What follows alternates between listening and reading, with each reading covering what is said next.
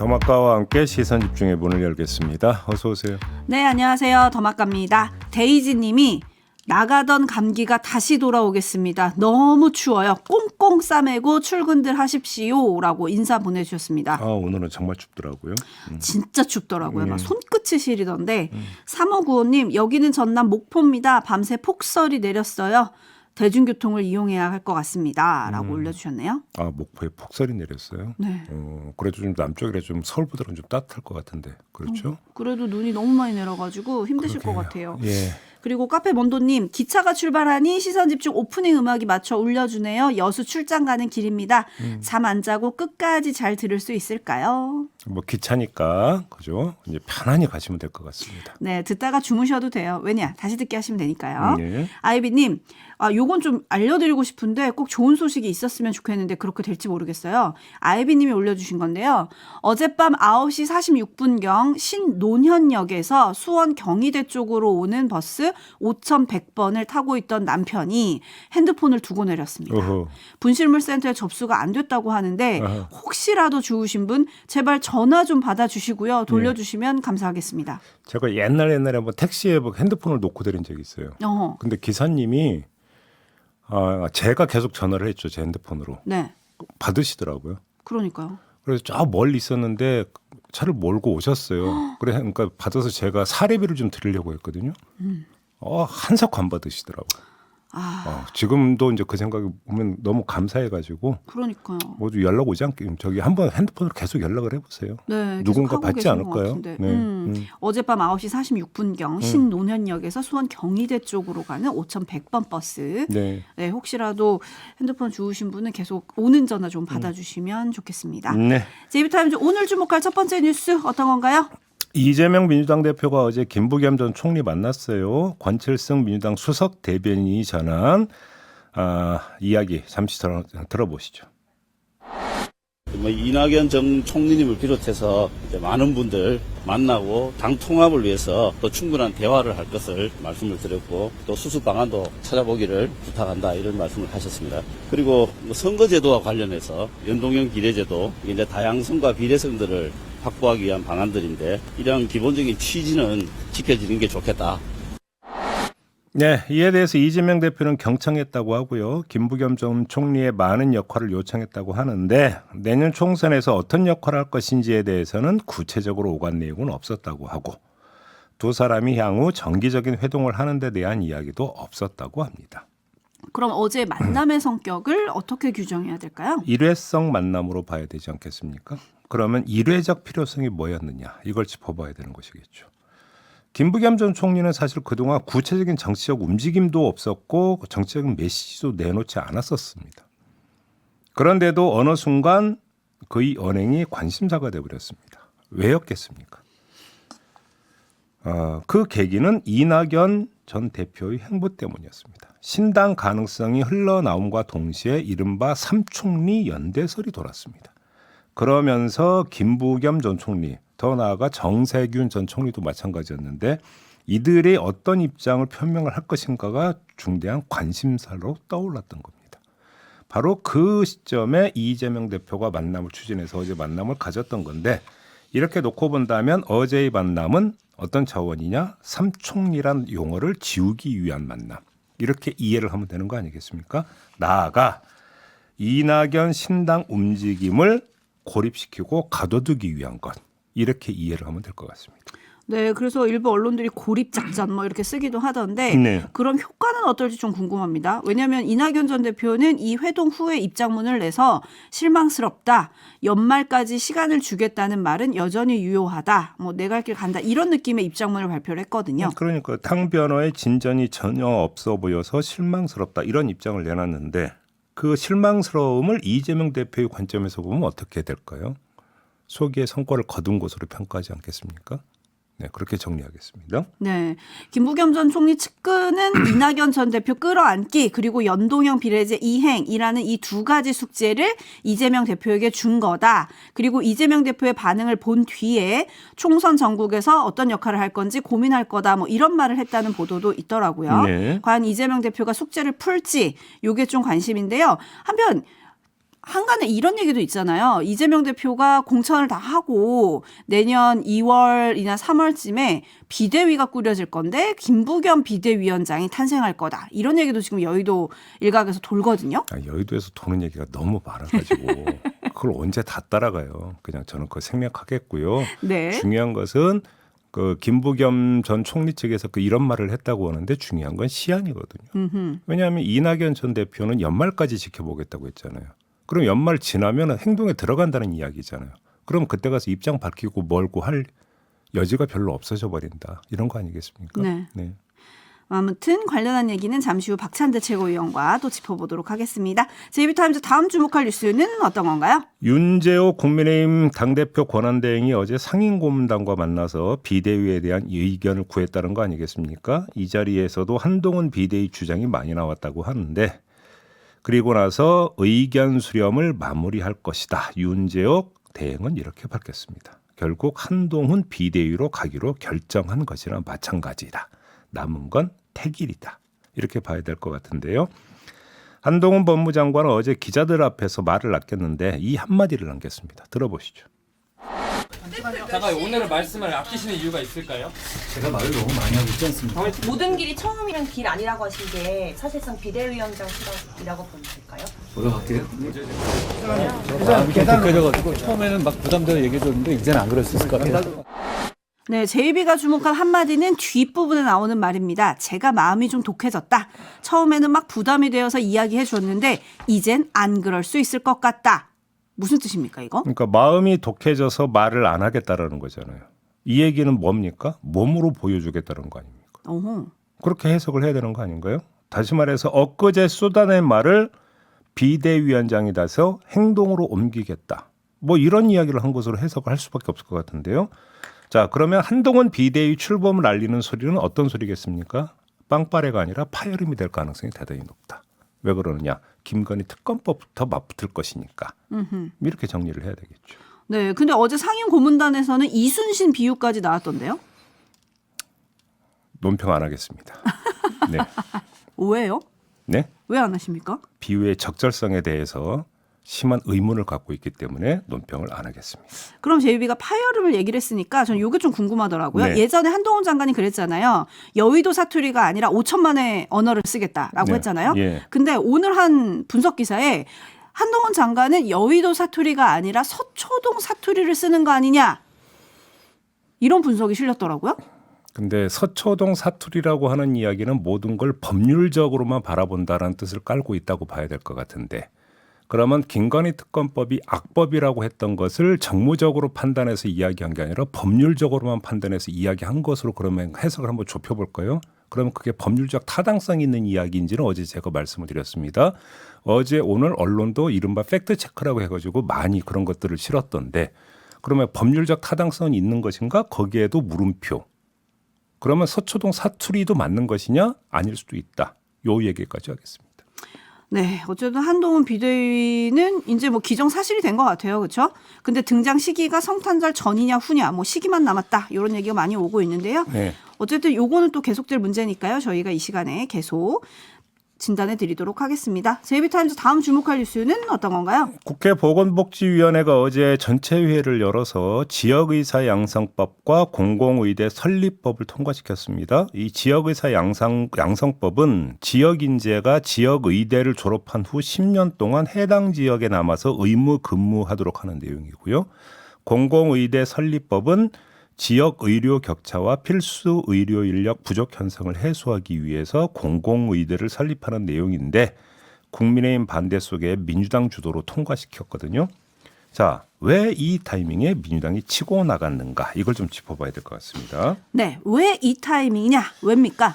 자, 먼저 의료단체 동태를 체크할 필요가 있는데요. 의료단체들이 지난 17일 의사 총궐기 대회를 열었습니다. 경찰 추산 참석 인원이 몇 명이었냐면 1,000명이었어요. 근데 애당초 집회 신고를 할 때 참석 인원을 몇 명으로 적어 넣었냐면 7,000명이었습니다. 오호. 참여율이 엄청 저조했다는 이야기가 되는 거고 둘째, 의사협회는 총파업 찬반 투표를 실시했는데 투표율이 저조했고 투표 결과는 공개 안 했다라고 하는 보도가 있습니다. 셋째, 최대집 의대 증원 반대 투쟁위원장이 사퇴한 일이 있었죠. 이런 것들을 모두 모아볼 때 협상을 통한 실리 챙기기로 의료단체가 가닥을 잡았다.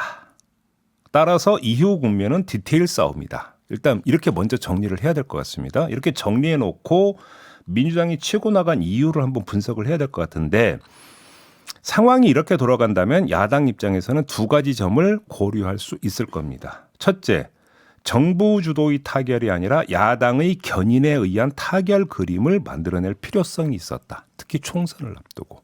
이런 이야기가 첫 번째 성립이 되는 거고요. 두 번째, 협상 과정에서 의료단체의 실리가 너무 많이 반영이 돼서 당초 취지가 비틀어질 것을 차단을 해야 할 필요성도 있었을 것이다.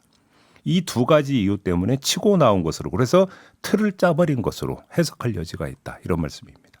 네, 그래서 치고 나왔다. 그러면 효과는 있을까요? 왜냐하면 이게 지금 뭐 일부 보도에 의하면 정의당도 좀 속도 조절을 얘기했던 거 아니냐라는 얘기도 있고 조규홍 복지부 장관 같은 경우는 학생 불공정 선발 우려 또 의무 복무의 위헌성, 실효성 보완 논의가 없었다라면서 이렇게 통과시킨 민주당의 유감을 표명을 했던데 민주당이 치고 나간 효과는 있는 건가요? 효과가 있으려면 본회의까지 통과가 돼야 되는 거죠. 그러니까요. 그런데 어제 통과된 것은 상임위에서 통과가 된 거거든요. 법사위 거쳐야죠. 본회의 거쳐야죠. 이렇게 놓고 본다면 총선 전에 이게 공포까지 갈 가능성이 있느냐. 물음표를 찍어야 되는 거 아니겠습니까? 그런 차원에서 총선을 앞두고 우리는 이렇게 노력했노라라고 하는 것들을 보여주기 위한 대국민 어필용.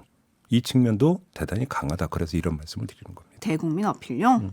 제이비타임즈 다음 주목할 뉴스는 어떤 건가요? 최경환 전 경제부총리가 경북 경산 지역 고등학생들을 대상으로 잇따라 경제 특강을 해서 논란이 일고 있다는 소식 전해드린 바 있었습니다. 전해드렸죠.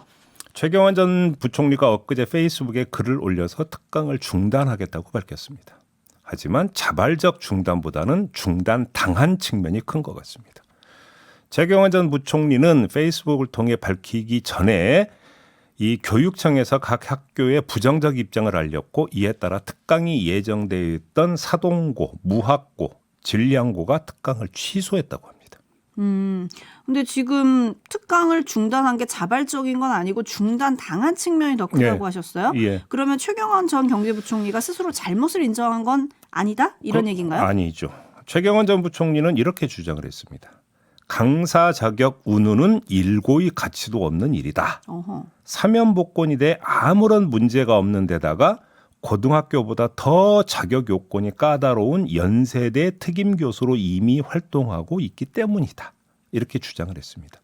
그래서 뇌물죄로 유죄가 확정된 사람이 어떻게 고등학생들 앞에서 특강할 수 있느냐라고 하는 이 자격 문제에 대해서 일고의 가치도 없는 것으로 내쳐버린 것이죠. 그런 상태에서 본인이 자발적으로 그만뒀겠습니까? 그만두는 걸 당한 것이죠. 자, 아무튼 자, 그러면 이렇게 이제 상황이 끝난 것이냐? 이걸 짚어봐야 될 것 같은데 아닌 것 같습니다. 학부모들의 진상규명 움직임이 나타나고 있는데 최경환 전 부총리가 특강을 했던 경상고등학교의 한 학부모는 진상규명을 위해 조만간 항의 서한 전달 등의 방법으로 학교나 경북교육청, 경산교육지원청을 방문할 계획이다. 이렇게 밝혔습니다. 네. 사실 이 논란의 핵심은 강사 자격 논란뿐 아니라요. 이 강의를 누가 들었느냐. 사실 이것도 문제잖아요. 그렇죠. 고3. 그러니까 예비 유권자들이에요. 내년 총선에서 한 표를 행사할 수 있는 네. 학생들을 대상으로 한 특강이었다는 점에서 내년 총선에 출마할 의지가 있는 최경환 전 경제부총리의 특강이 과연 괜찮은 거냐. 이게 좀 논란이 됐던 건데 학부모들이 지금 찾겠다는 건 특강을 제안하고 이 특강을 잡은 주도자가 누구냐. 이거라고 하던데 바로 그거죠. 이게 밝혀질까요? 글쎄요. 이렇게 되려면 교육청이 나서서 조사를 해야 되지 않겠습니까? 근데 교육청이 중립적이고 객관적인 그 위치에서 조사할 수 있느냐라는 문제가 제기되겠죠. 그렇겠죠? 네. 그린님, 뭘 노리고 특강을 하시려는 거죠? 정말 지혜 나눔인가요? 뭘 노리고는 지난번 1차로 전달해 드릴 때 말씀드렸지만 조금 전에 더마카가 정리한 거 있죠. 이게 내년 예비 유권자들을 상대로 한 측면이 있다는 점. 요걸 놓치면 안 되는 거죠. 네, 대전 고수님이 잘못한 사람들의 공통된 특징은 자기가 뭘 잘못했는지를 잘 모르더라고요. 라고 해주셨고요. JB타임즈 다음 주목할 뉴스는 어떤 겁니까? 국민권익위원회가 최근 5년 이내에 부패 행위로 면직된 전직 공직자 1,563명의 취업 실태를 점검한 결과 14건의 불법 사례를 적발을 했다고 하는데요. 시간 관계상 3개의 사례만 전해드리겠습니다. 첫째, 한국전기안전공사 과장이었던 사람. 문서를 위조해서 특정 업체에 특혜를 줬다가 지난해 9월 해임됐는데 해임된 지 한 달여 만에 바로 그 사기업에 이사로 취직해서 매달 500여만 원을 받다가 적발이 됐다고 합니다. 오호. 두 번째, 한 연구기관의 직원이었는데요. 문서 위조와 행사, 사기 등으로 2020년 8월 파면된 후에 파면 직전 소속됐던 부서가 수행하는 정부 지원 연구개발 과제를 관리 평가하는 사기업에 과장으로 취업해서 매달 436만 원을 받다가 걸렸다고 합니다. 세 번째, 중앙부처 6급 공무원이 있었는데요. 업무 관련 사기업으로부터 수백만 원어치 접대를 받은 사실이 드러나 2021년 11월 해임이 됐는데 퇴직 전 자기가 속해 있던 부서와 용역 계약을 체결한 사기업에 상무로 취직해서 매달 월급으로 600여만 원을 받았다고 합니다. 그러니까 쉽게 말하면 부정부패로 잘린 공무원이 관련 업체에 버젓이 재취업을 해서 돈을 받다가 딱 걸렸다 이거잖아요. 뭐 그런 셈이라고 봐야겠죠. 그럼 적발 후에는요?